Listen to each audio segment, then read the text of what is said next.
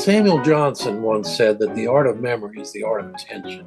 So if you don't do anything else other than make an effort and totally concentrate yourself for a few minutes on something, you greatly increase your chances of remembering it. Hello, and welcome to Not Born Yesterday, a podcast dedicated to older adults and the challenges and joys of aging. I'm Miriam Goodman. Not Born Yesterday is brought to you by Next Village SF, a nonprofit providing older adults in San Francisco with support to help age in place. Also by the Fromm Institute for Lifelong Learning and Shannon Greavy of A Bigger Room. I'm your co-host, Lynn Winter-Gross. Today on Not Born Yesterday, we're talking about memory.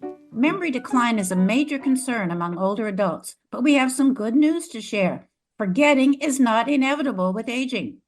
Memories are very important at every stage of life.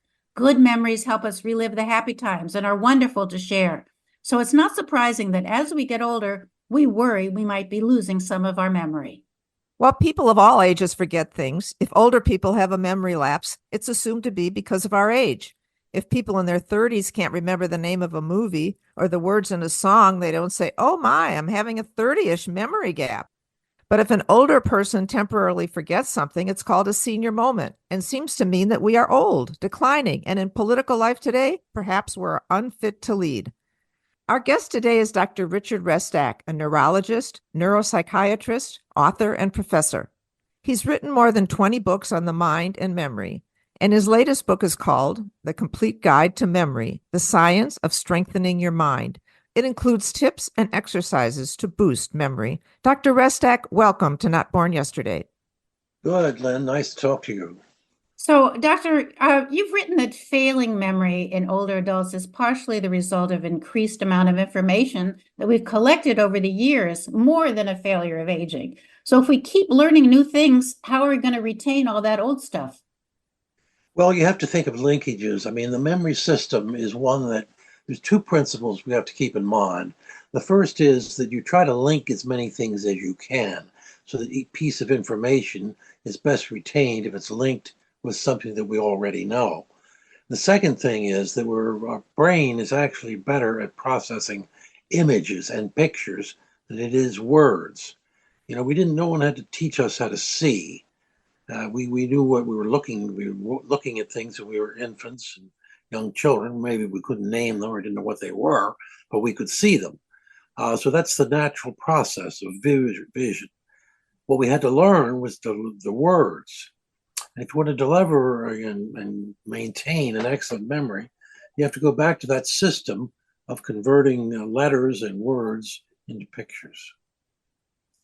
Well, you start your book with a list of things that people often think of as signs of dementia, like not remembering where you put your keys or the names of your grandchildren. And you tell us what we should worry about and what we shouldn't. Do you find your patients who come to see you are too often overly concerned about memory issues and the things that are just really normal forgetting? I think it's the one worry that drives more people to the doctor's office, particularly family practice and internal medicine, and of course neurology and neurosurgery to a lesser extent. People are just worried about it because it's perfectly normal to experience memory problems, naming things, coming up with the proper name, particular people's names, because everybody can have another name. I mean, I'm Richard Restak, but I could be Justin or Bruce or Mark or whatever.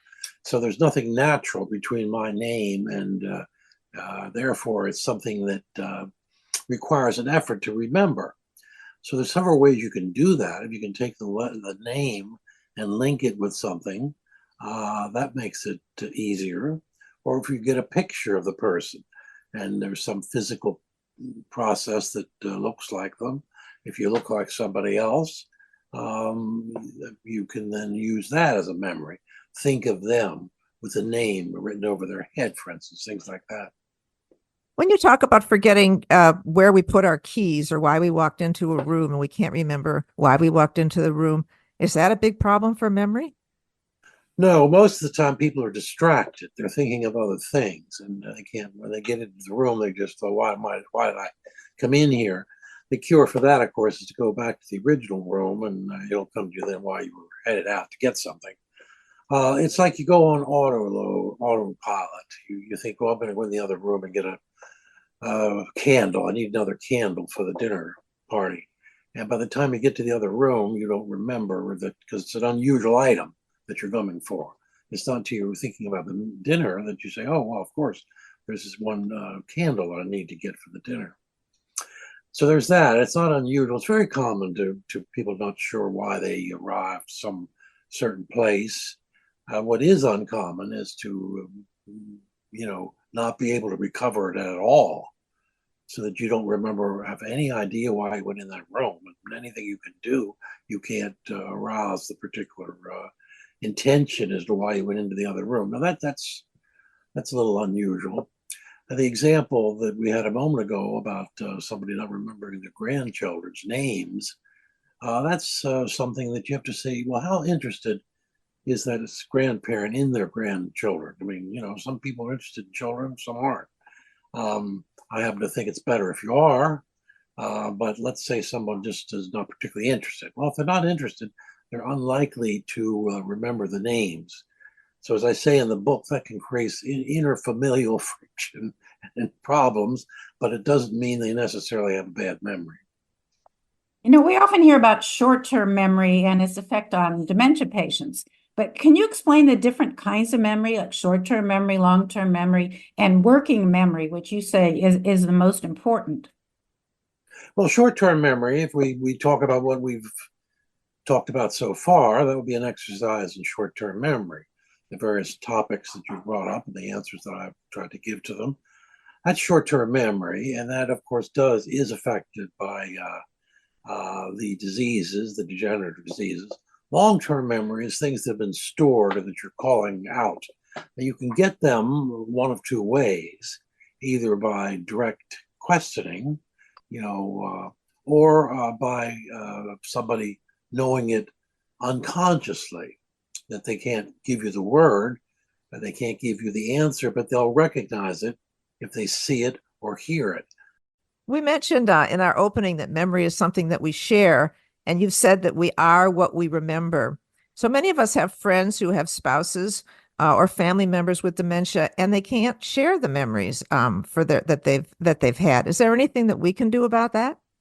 One of them is the various external assistance to memory, such as memory books, memory albums, listening to the same music from a different era. It's funny, if you listen to music from, I would say for me, in the 60s or 70s, it brings back all kinds of memories that were associated with this music. So just listening to music and accommodating yourself in that way will stir up various memories.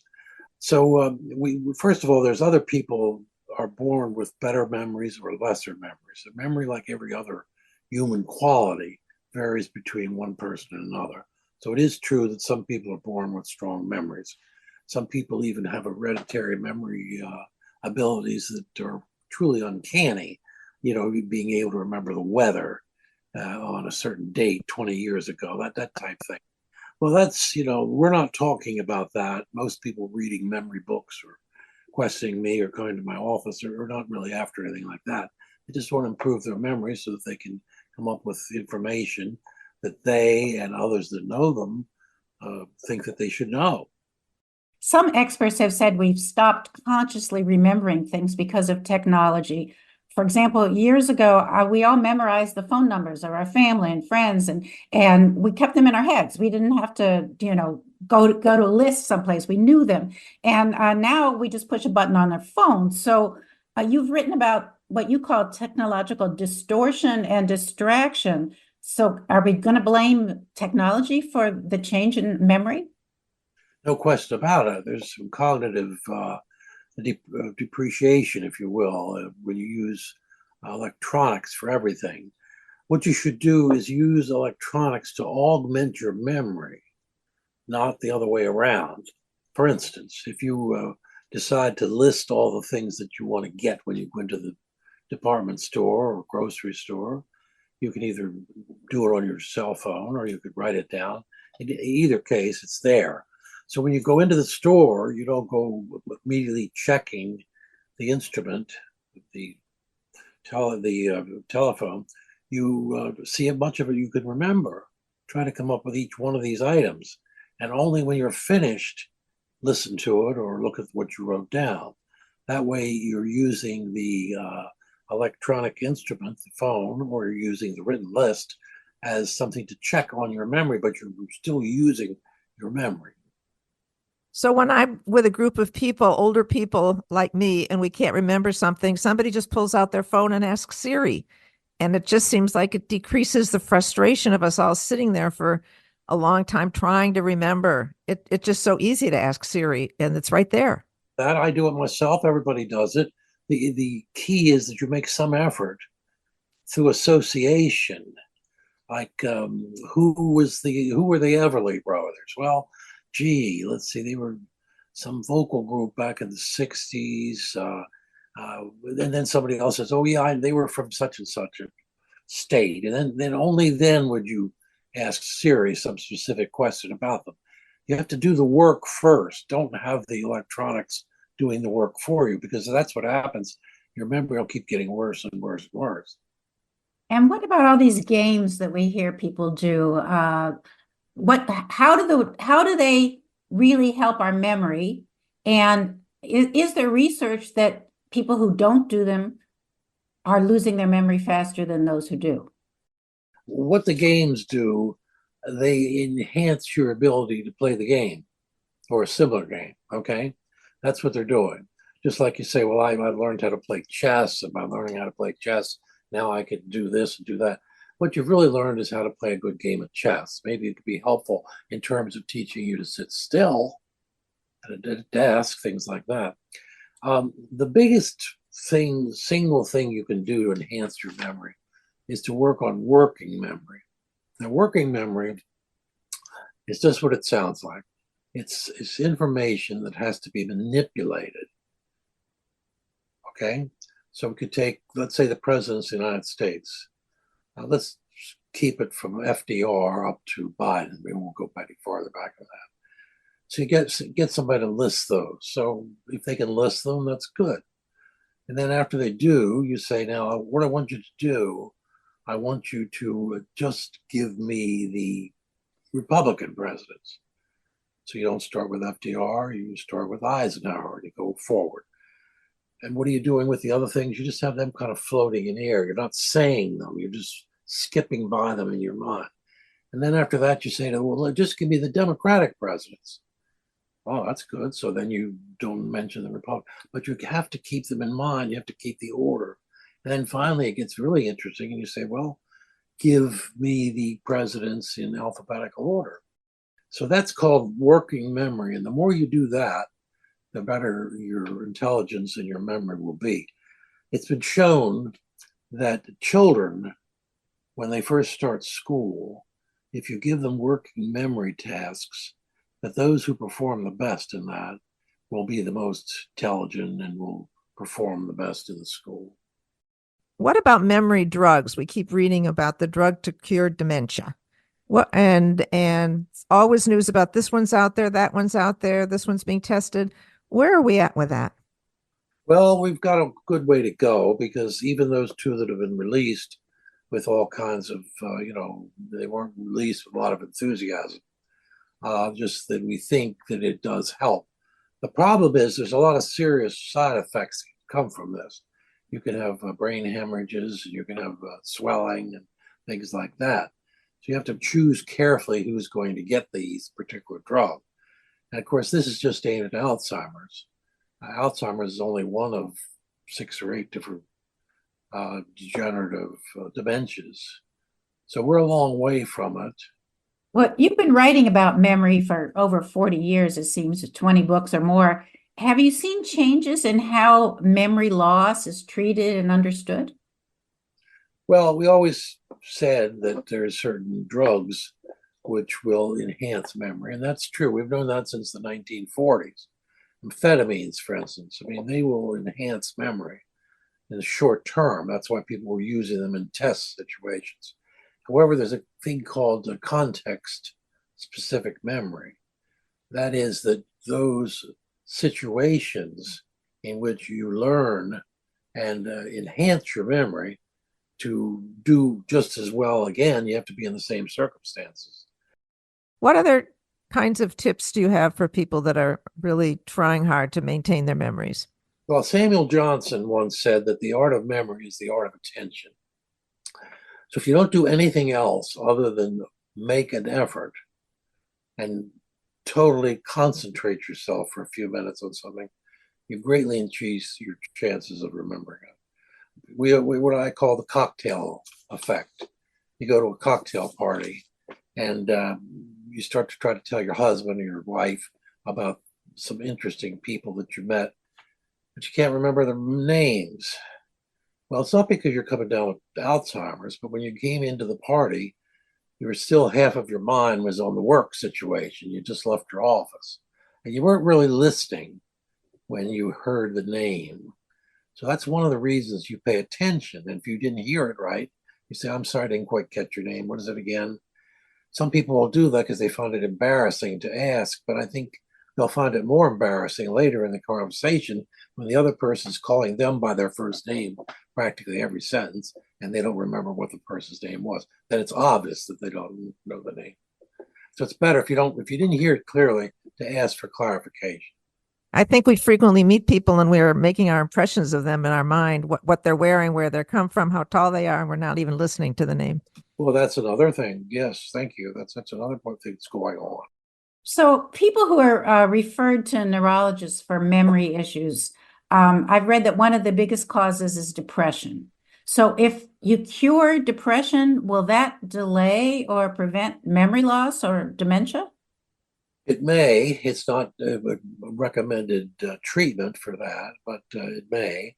More importantly, it will resolve memory issues in people who are depressed, so that as the memory gets better, as the depression gets better, their memory will improve. I've seen this again and again.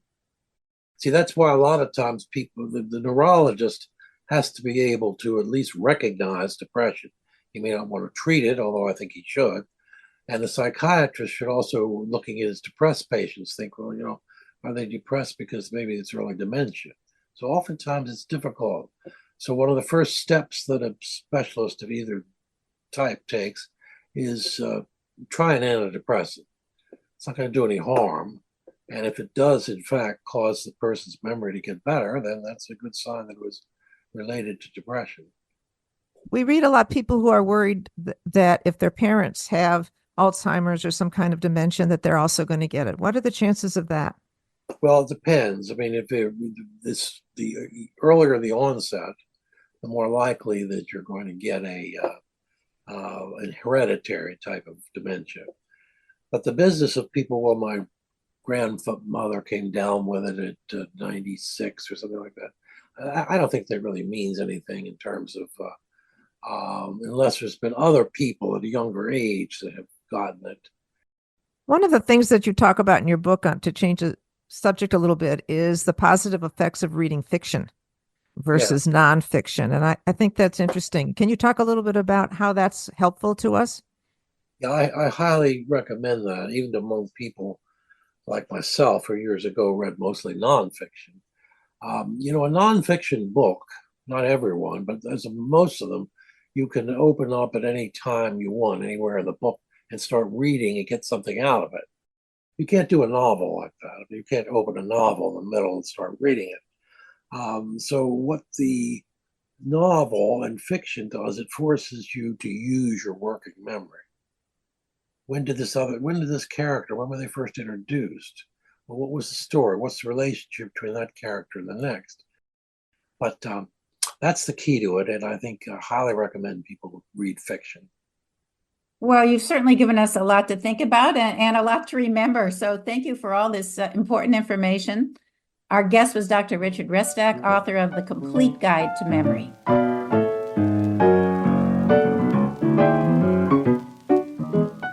Today Today on News You Can Use, we want to warn you about a different kind of scam. Charity scams are old, but always around to tug at our hearts and steal from our bank accounts.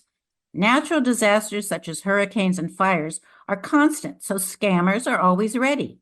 These disasters bring out the best in people who want to donate to charities to help the victims.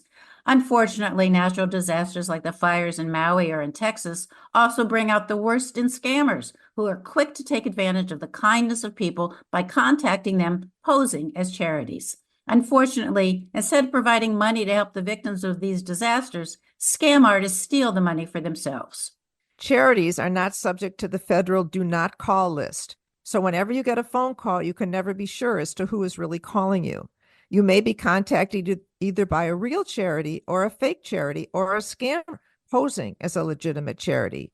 Using a technique called spoofing, the scammers can manipulate your caller ID to make it appear that the call is coming from a legitimate charity when it is not. Similarly, when you're solicited for a charitable contribution by email or text message, you can't be sure as to whether the person contacting you is legitimate or not. Here are some tips to prevent scammers from exploiting your generosity. Never provide credit card information to anyone whom you have not called in response to an email or a text message.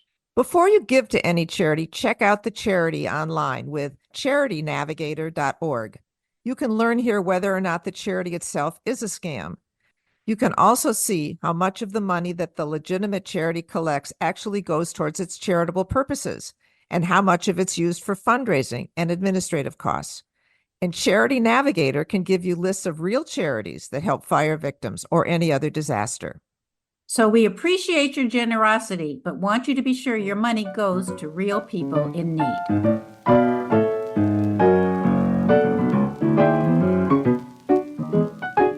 And that's our podcast for today. Our thanks go to our guest, Dr. Richard Restak, author of The Complete Guide to Memory, The Science of Strengthening Your Mind. You can learn more about Next Village SF at their website, nextvillagesf.org. And check out the FrommInstitute.org, which offers a wide variety of learning opportunities for older adults. Our theme music is from Hook Sounds, and Jason Dahlstedt is our engineer. Shannon Greavy of A Bigger Room is our social media consultant. And thank you for listening. We'd love to hear what you would like us to discover and discuss. Please contact us at notbornyesterdaypodcast.org and follow us on Facebook and Instagram, and subscribe wherever you listen to the podcasts. All of these are free and help us to know our audience better. Be well, stay strong, and remember, you weren't born yesterday. I'm Lynn Winter Gross. And I'm Miriam Goodman.